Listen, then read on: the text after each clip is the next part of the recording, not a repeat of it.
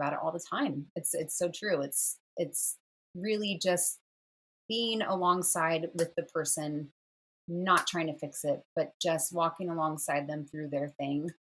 Um, that can be so helpful. So, Hey everyone, and welcome to yet another episode of Entering Motherhood, a podcast dedicated specifically to new moms going through this amazing journey in life. I'm your host, Sarah Bilger, a postpartum nutritional coach / mechanical engineer. And as always, I'm so excited to be here with you and share all of the information I've been lucky enough to obtain since becoming a mom.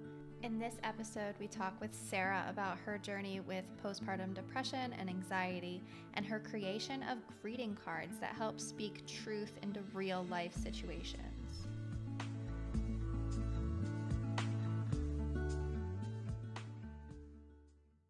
Hello and welcome to Entering Motherhood. I'm so excited to have you here and listen to what you have to share with us today. So if you thank want to, you. Me too. yeah, if you want to start off by telling us who you are and a little bit about you, that'd be awesome. That would be probably a good place to start. So, yep, I am also Sarah with an H. Sarah Weeger. I am a 35-year-old full-time mom with a beautiful 3-year-old daughter. My husband, our family, and I, we live up in Burien, Washington, which is just outside of Seattle. We've been up here for like, I think almost 10 years. And yeah, I am also currently a greeting card designer. I have my company called Hey Weegs, which is like what my friends call me. It's like my personal favorite greeting. It just like makes me so happy every time I see them and I walk into the room, they say, Hey Weegs. And so that's what I decided to go with. And yeah, my cards are there. I've been told they would never be in a Hallmark store, which I take as a compliment. But they're very direct and to the point, and but always uplifting and positive. Irreverent is a word that's commonly used to describe them. And I love, love, love making cards for moms specifically. So, how's that? That's awesome. I'm so excited for this. Oh, like all of this. But so how about we go back to when this all first started? Or I mean, if we want to go back to when your daughter was first born and your journey into entering motherhood and what that was like. Oh man. Yeah. Yep. Because that's a big my story is a big part of why I launched a card company actually and why I design the cards that I do. And so we waited a while to have kids and to have a kid. And I was nervous about the type of mom that I would be, of course, as I think we all are. But I really had, so I was diagnosed, I'll jump ahead a bit, with postpartum depression and anxiety about 4 months in to being a mom.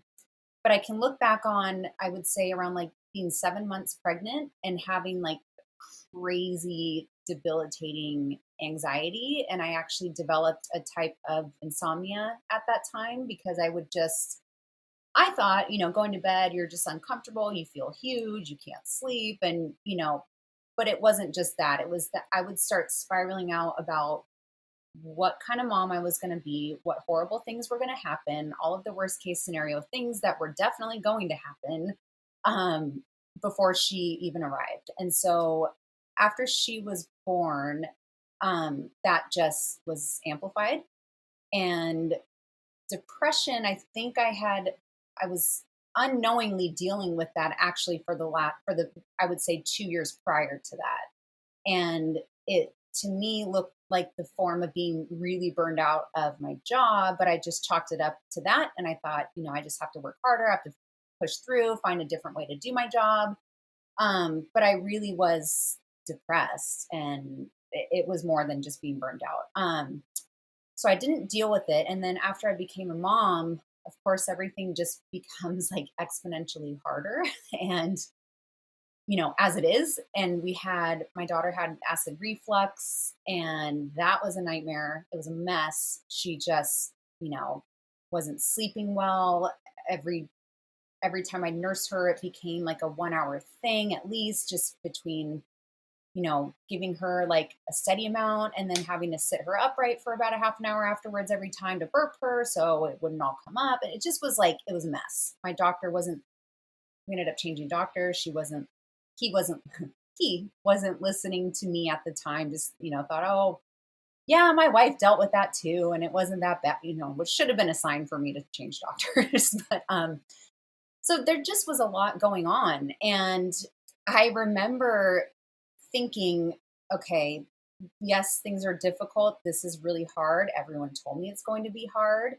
But I remember the moment where I knew there was a problem. Like it was it was more than just being a new mom and momming being hard and having a newborn being hard. I remember the point that I realized it was a problem because it was, I had just nursed her. She was sitting in her little bouncer right in front of me, just cute as could be. And it was another winter day. She was born in November, which might have had something to do with it in hindsight, because up here in Washington, it's, winter days, or you wake up when it's dark and you like, my husband would come home from work and it was already dark. It's just a lot of dark, gloomy, gross weather. So anyway, it was another one of those days. And I just remember thinking, like, she's happy. We're listening to music. She's kicking her feet. And I had no desire to do anything with her, for her. And it had been that way, just doing the bare minimum, like what I absolutely had to do. But that wasn't just it. I realized I was not being the type of mom that I had envisioned being to her at all. And most importantly, I had no desire to be.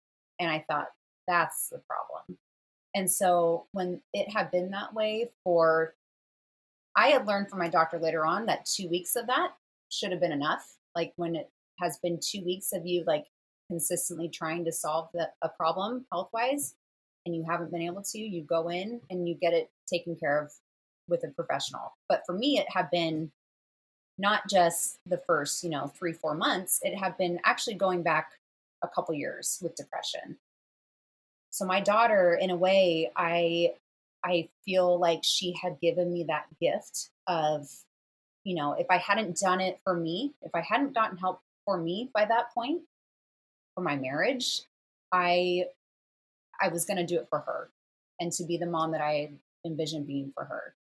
So that was really, my motivation in the beginning was just, I gotta, this is not right. I want to be a better mom. I want to be somewhat the mom I envision being, even though this is really hard.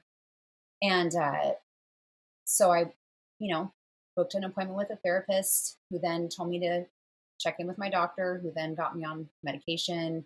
I continued therapy for a couple years, and it took me a few months to start kind of, seeing the clouds part a little bit and just very small step, baby steps at a time.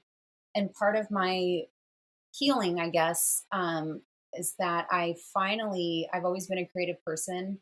And my husband, for Mother's Day, 6 months before that, he bought me an iPad with so that I could draw more and like work with the app called Procreate is what I used to do on my cards. And I hadn't even picked it up. I felt like an asshole. It was sitting there and I was like, I'm so ungrateful, but it's like depression.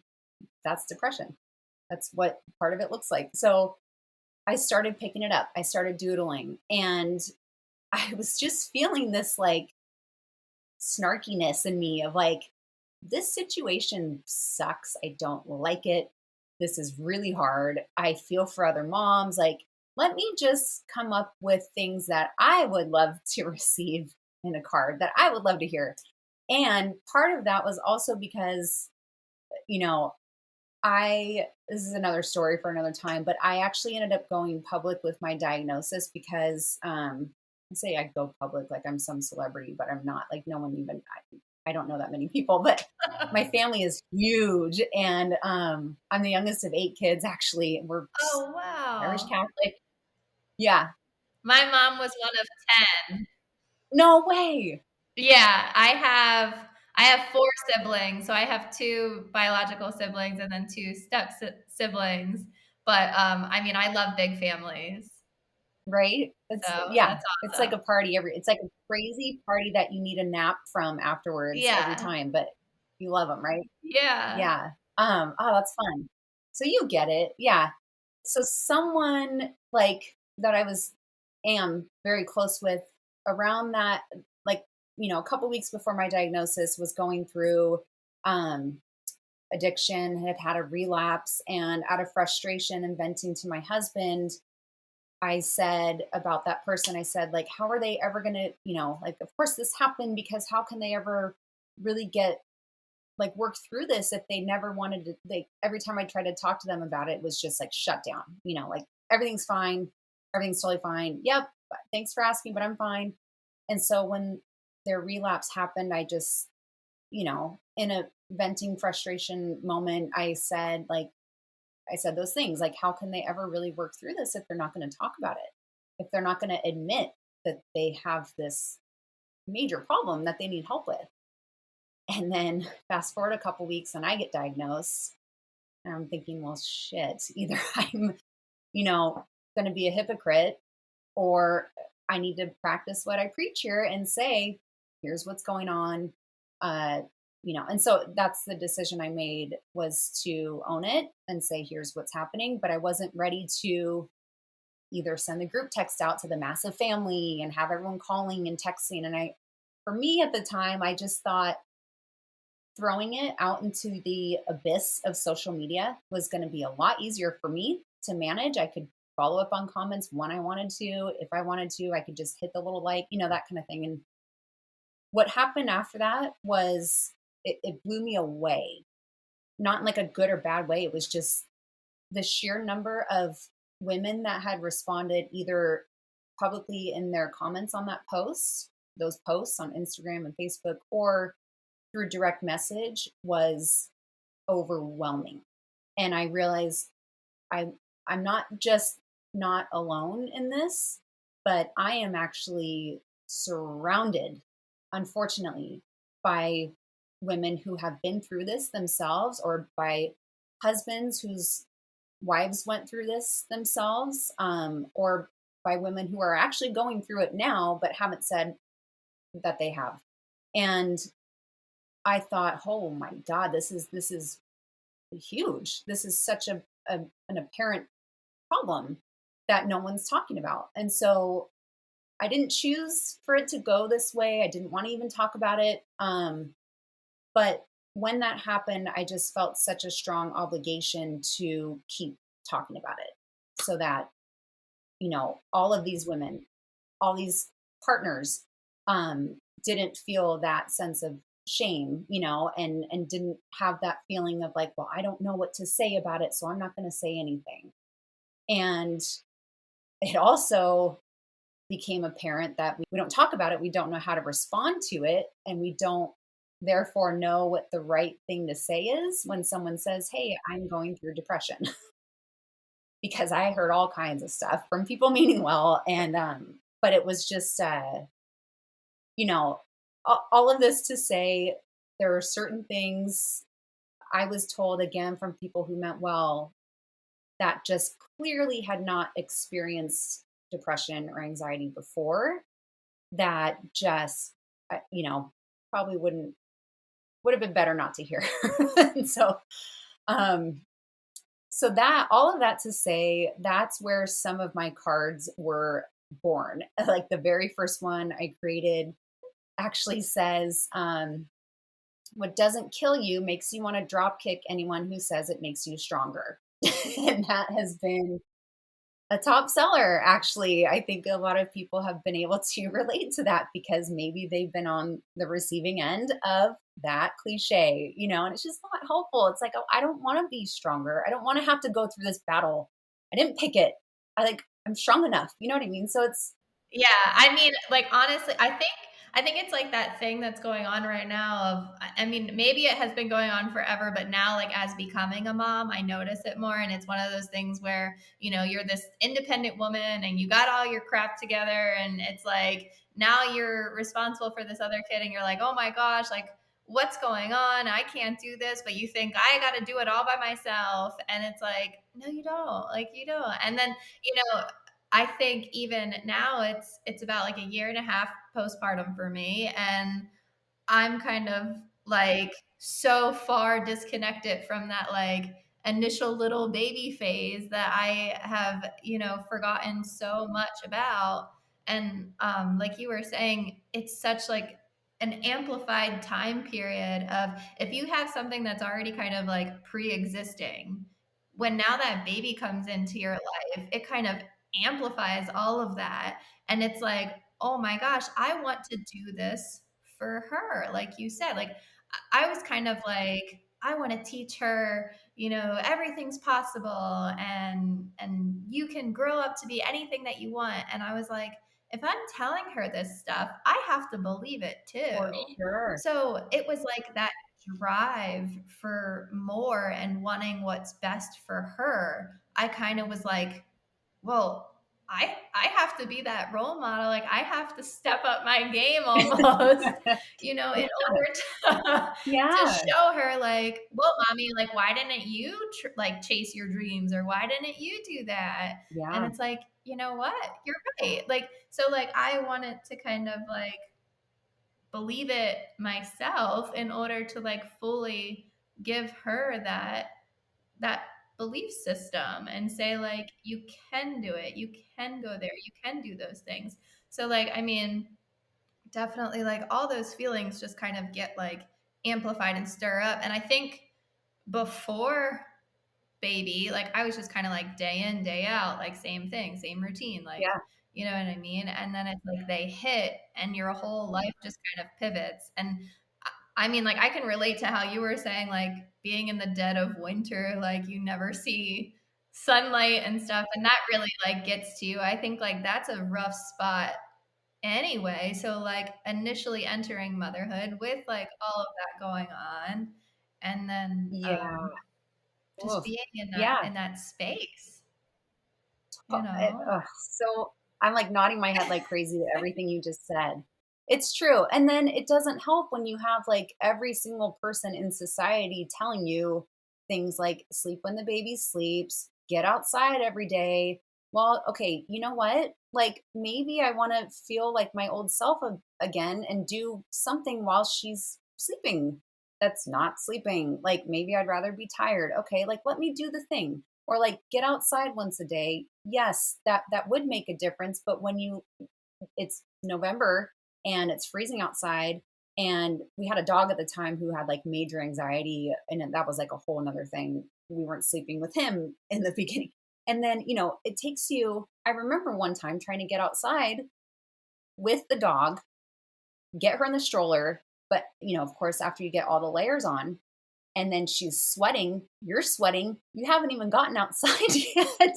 By the time you get outside, it starts raining or there's like these gusty winds that were not in the forecast. Like it's just and then you're out there and you're thinking and the dog's walking in front of the stroller. It's just like a cluster, right?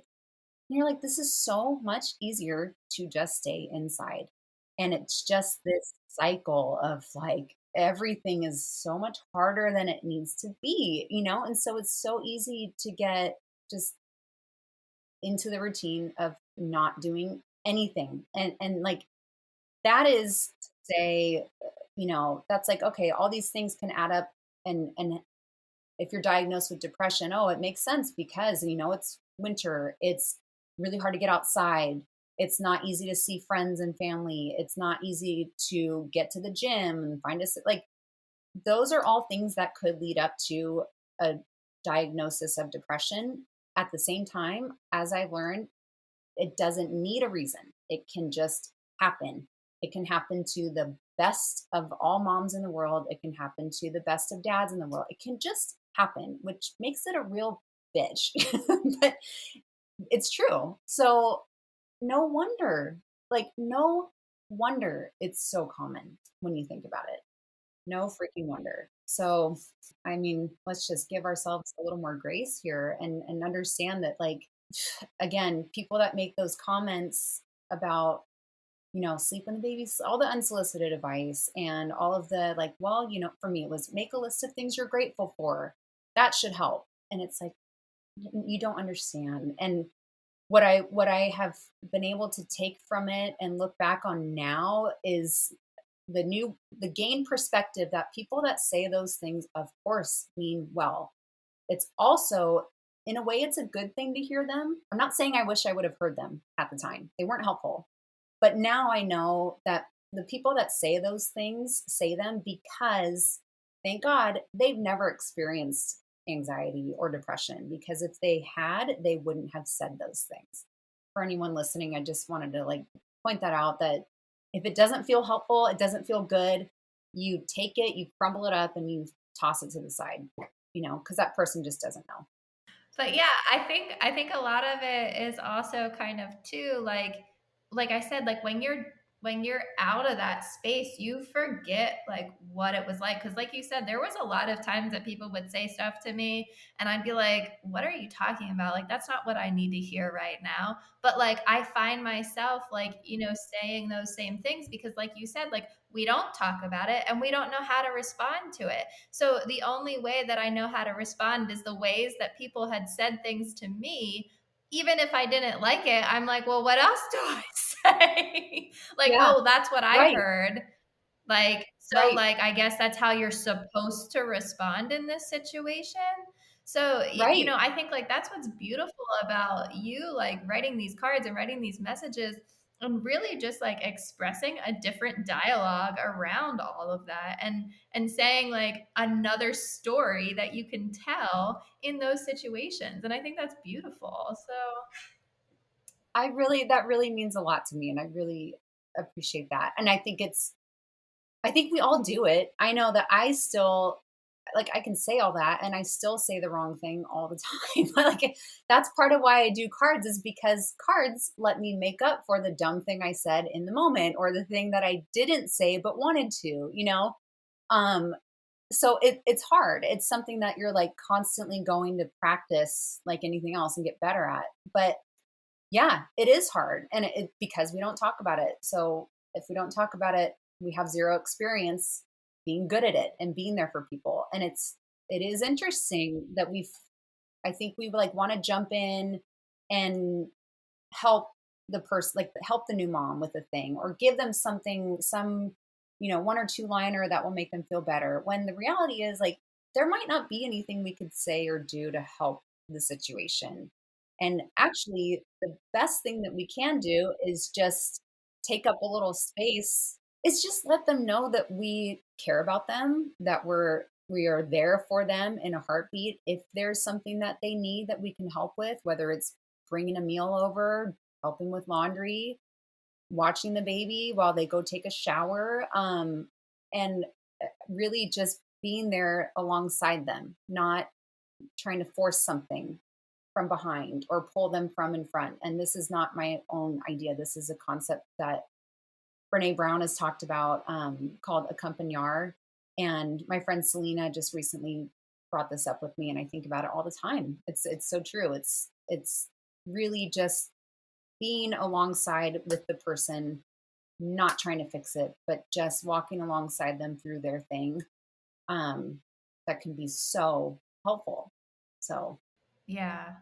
Yeah, I definitely agree with that. I think just, holding that space for them and like being by their side, like not even, silence is okay sometimes. Like just even like sitting there with them and being with them can like make so much of a difference. And I think, like back to like how you were saying that you were trying to like get out for a walk or something with your dog and like putting the baby in the stroller, like same situations kind of like were going on with me. Like I was like, okay, like I should get out of the house, I should go do something. And Rosie was born in August, so it was warm here still and it was nice weather, and I tried to like get my dog out on a leash and strap her in her stroller, and we were going, and it was like okay. But then like other days it would be like he'd pull this way and go that way, and I would still try to be like pushing the stroller, and it was just like not happening.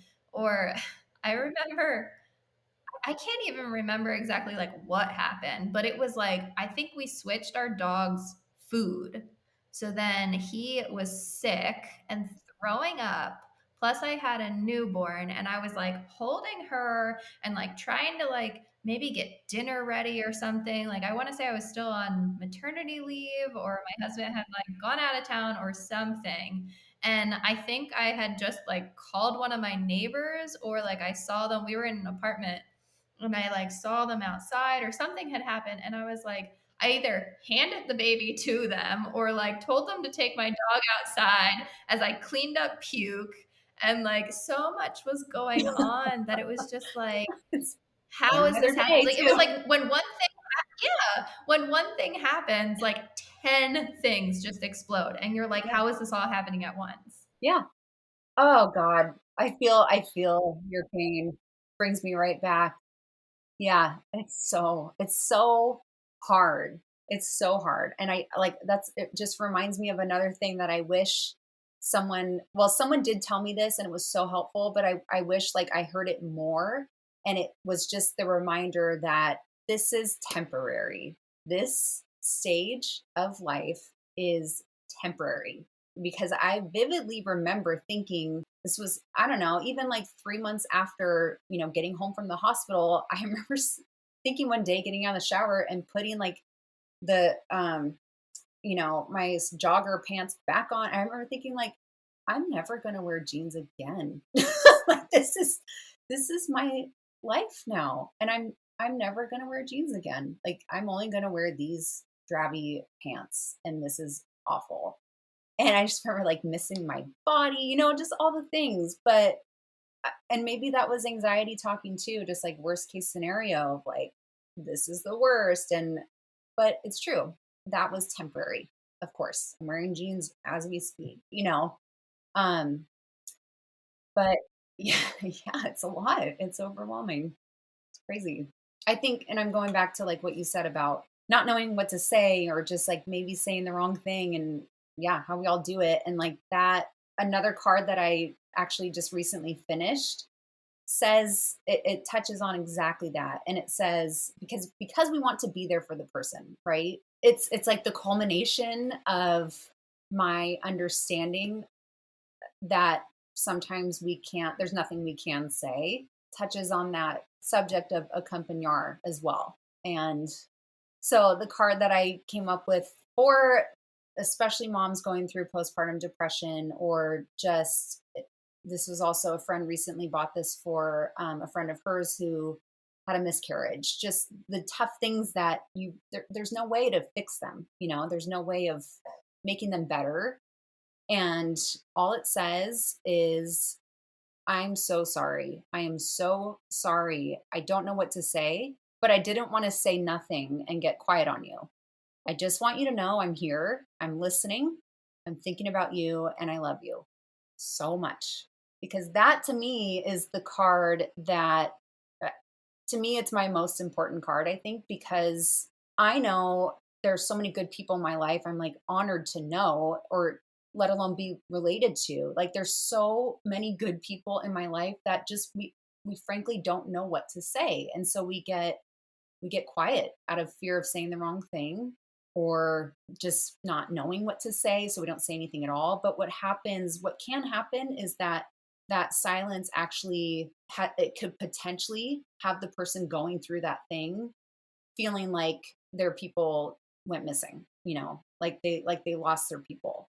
And that's not it can feel like that, but that might not be true. It's just maybe for all those reasons of not knowing what to say, not wanting to say the wrong thing, that happens. So that card like bridges that gap to me, um, and still allows you to have presence in someone's life when they're going through a thing, even though you don't know what to say. Because honestly, it's so much better to just say, I don't know what to say. I'm really sorry you're going through this instead of nothing for sure. And instead of, well, it could always be worse, or what doesn't kill you makes you stronger or whatever. Um, enjoy it. Enjoy while they're small. It's like, I am not enjoying this. I am not. I remember being in a grocery store. We went to pick out a Christmas tree. This is like, she was a month old and we went to the grocery store to get the tree. And a lady stopped and said, "Oh, she's so beautiful. Aren't you just on cloud nine? And I was like, well, I don't want to sound like an asshole for saying no. So of course I just said, yeah, it's just great. But I remember thinking, I'm on like a cloud -2 right now. This is like not, no, I'm not on cloud nine, lady, but I don't want to say that. So I found like with that, I think open-ended questions really go a long way. Like instead of aren't you on cloud nine, it's how are you doing?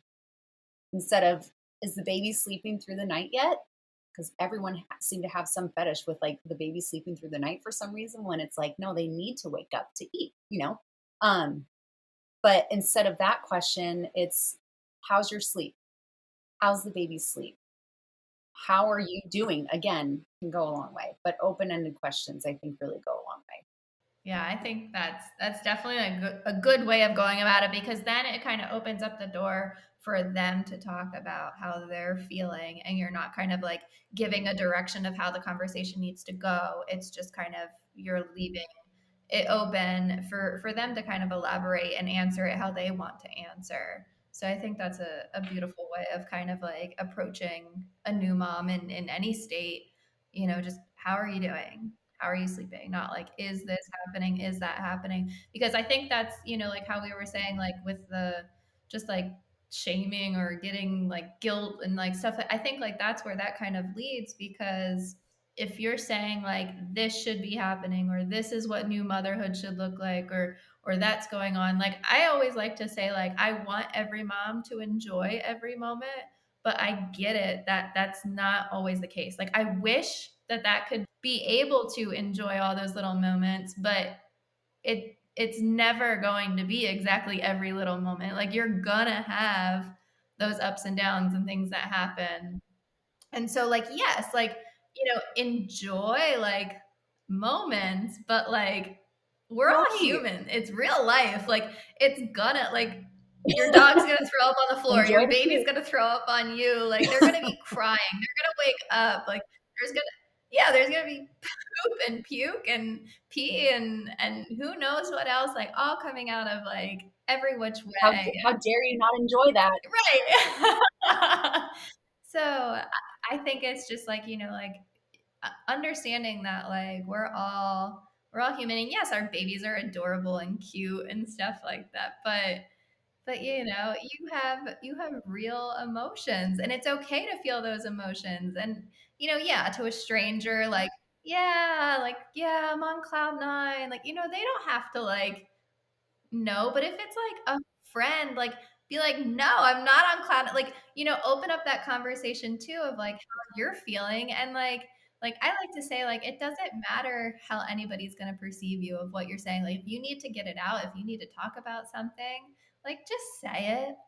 Like if they love you, they'll stick Totally. And I around. think something I want to like shout to, well, to myself a lot of the time and to every mom that I know, um, is you can be both things. You can be grateful and depressed. You can be grateful and suffering extreme anxiety. You can be grateful and so freaking tired. You can be grateful and exhausted and in a funk and, all these things. You can be grateful and like at your wits' end because you don't know what to do with that situation. And no matter how much you throw at it, it's just still not working. Like you can still be grateful in those moments. And I'm sure you are because if, when you think about it, you are grateful.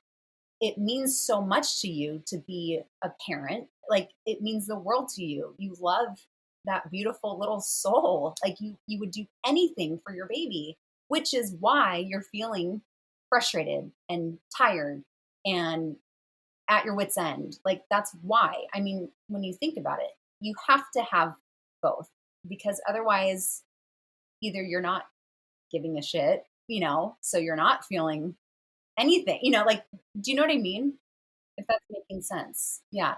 So it doesn't have to be one or the other. It can be one at a time, but it can also be both. And that's something I wish I could like go back and tell my younger new mom self, Yeah. And again, going back to the like, this is temporary, like this feeling that you're having, this like experience, that moment, that's temporary. And like, you're gonna get there. Like, you're gonna like keep on going. And like, there are people around you that want to see you like be supported and help you, and they are there for you. So I think, just having those words to say and those messages to express to people in those times, I think is just such a gift Oh, to give totally. to people. And Yeah, totally. And I mean, there is nothing wrong with like, not just, you don't have to like block anyone out of your life or anything, but just realizing that maybe that person, even if it's a family, maybe especially if it's a family member, is not equipped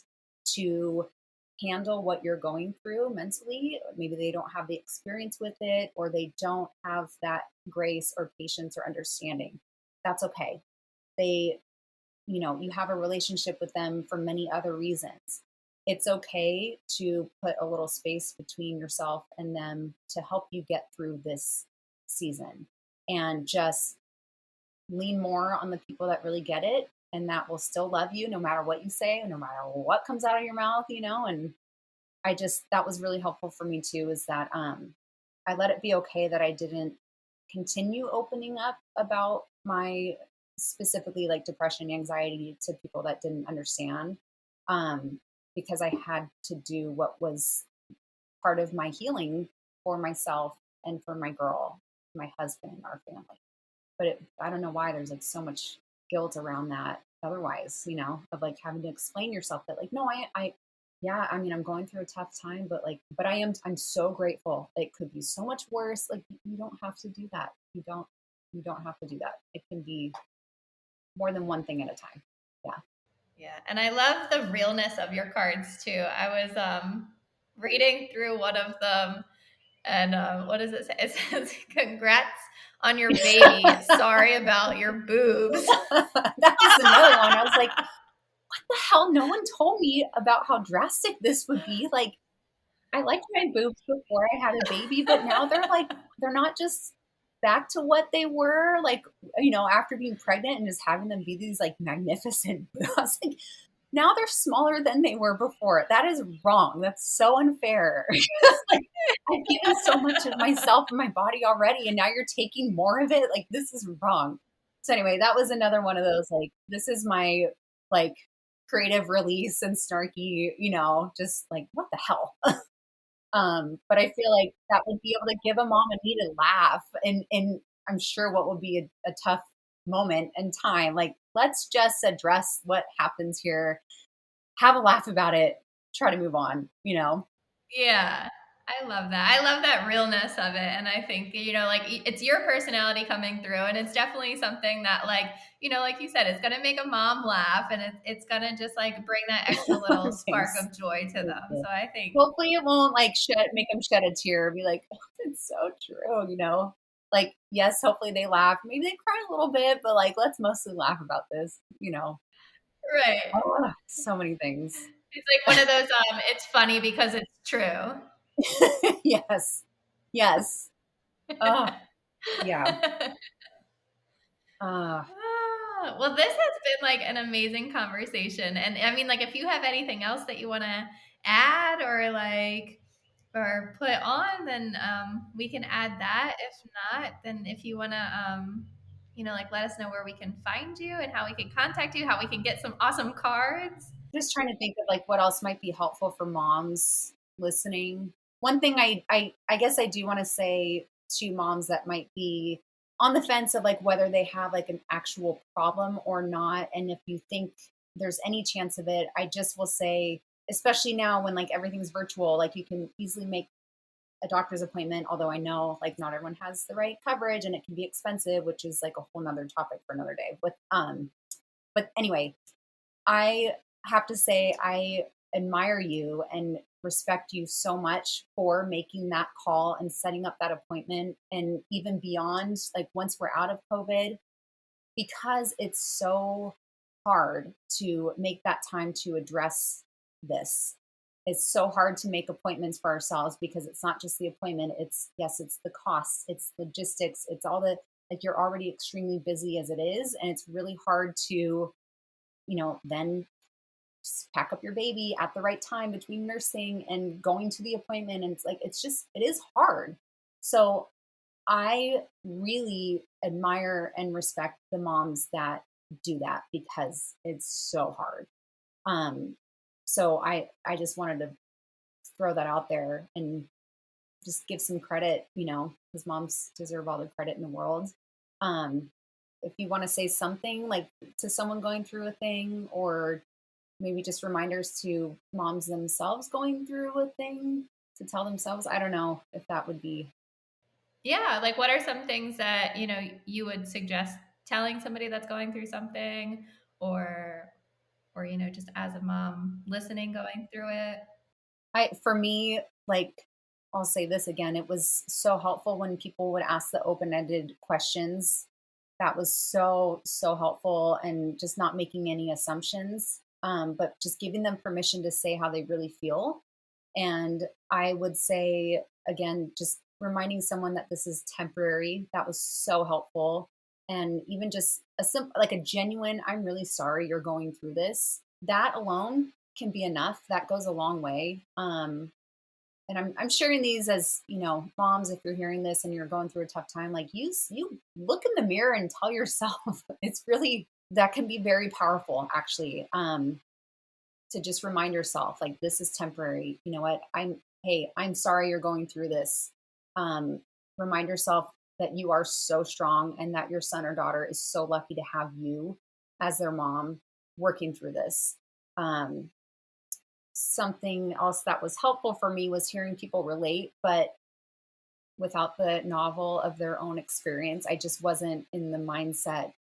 I didn't have the capacity to hear all the details, but for the people that were sharing, while keeping in mind they were trying to help me through my turn, I guess, that was helpful. But if you know someone going through a tough thing and you went through something similar, like, keep that in mind. That's I guess my request on their behalf is to just keep it about them. Uh, don't drop that novel in about your own experience, because they probably don't have the capacity or energy to take that on while they're just going through their own stuff. And then the last thing I will say, my mom is a retired postpartum nurse, which was a uh, pretty awesome mom to have. She is, and but she used to tell her patients all the time. She would tell their partners, their husbands, or just their partners that you can do everything she can do except breastfeed. And that is very difficult for us moms, I think, to remember, because it's true that husbands can burp a baby, husbands can change the diapers, husbands can wash the bottles, they can do all the things except breastfeed. So just, if you're feeling overwhelmed, you feel like the balance is off, just renegotiate what your quote unquote terms are as a couple. And that goes into like middle of the night feedings, nursings. I remember telling myself, well, when anxiety was totally ramped up and insomnia was a thing. And I remember, like, we had discussed and agreed on that my husband would, because he was going into work the next morning, that like he should get that rest because he needs to be awake for his job and he's got the paycheck coming in. Like, well, you know what? The thing is, like, you're working too. You have a job. You have a very, very important job. You need your rest too, just like anyone else needs their rest to get their job. So maybe renegotiate one of those feedings at least. You know what I mean? Stuff like that. I think that's it. I think that those are like the big things that I wish I could tell my younger self now, and just new moms. I think that's great. I think that is some amazing advice, and definitely helpful. And I mean, something that I would have loved to hear going through that time. So, I think that's like the thing. Like, we don't have to like put the world on our shoulders, and it's not all up to just the mom. So I think, dividing that, whoever your partner is, like wherever, like whatever, if you have any sort of other support, like let them help you. Mm-hmm. Yes. Let them help you. Yeah. Okay, you can find me, of course, on my website at heyweegs.com, HEYWEEGS.com, and then on Instagram at heyweegs. Yeah, but for the cards, just to see more of them, I try to post most of them there. And then I'm really bad at sending out newsletters, but I do like to think that when I do send them out, they're a lot of fun. Um, so yeah, maybe sign up for the newsletter and you get a free card when you do. Ooh. Well, this has been really, really awesome. And I appreciate this conversation and you spending time with me today. So I know it's hard for us moms to get away and spend this time and have these conversations. So I appreciate it a lot. Well, right back at you. I really appreciate it. And you taking the time and just inviting me on. Thank you. This is so important. I love what you're doing. Thanks. Oh, this is fun. Yay. Well, this wraps up yet another episode of Entering Motherhood. I hope that you have found this episode helpful, and if you liked it, please share it with others who might also benefit from this information. If there's anything that you'd like to know more about, or maybe you know someone who'd like to be on the show, please visit my website, enteringmotherhood.com. I'm so thrilled to be going on this journey with you and getting the amazing opportunity to help moms during this postpartum experience. You can also now find us on Instagram and Facebook at Entering Motherhood.